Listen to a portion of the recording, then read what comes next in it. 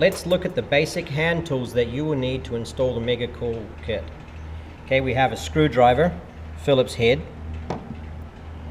We have a drill bit, 5/16 or larger. This one here is a 23/64, and that's what we recommend.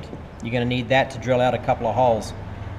A 9/16 wrench, a 7/16 wrench, a ratchet with a 1/2 inch socket on it. Some sort of power drill will make your life easier, and a nut driver or a socket that is a 3/8 in size. That will fit your lowest self-tapping screws. Okay, so it's very simple, don't need too many tools to install this. Let's first by looking at our proprietary bracket system. It's very simple to use. This bracket here will change the height of the radiator as it sits into the car.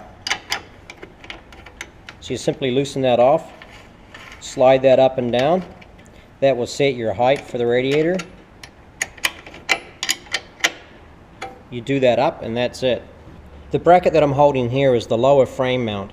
There is 2 of these in your kit, and they will work on the left or the right hand side. So let me show you how it would work. This piece here would go onto your frame. It would attach via this stud in your lower rubber mount. You put the nut on.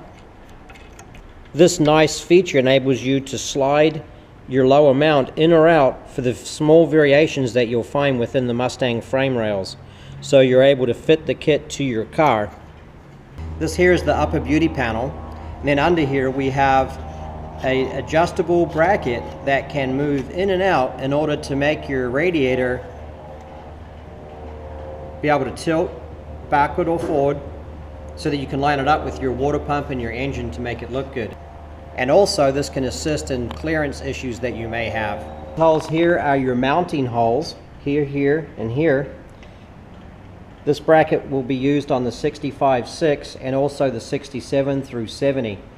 These holes will accommodate all years. Enough talking about what's in the kit. Let's just get her done.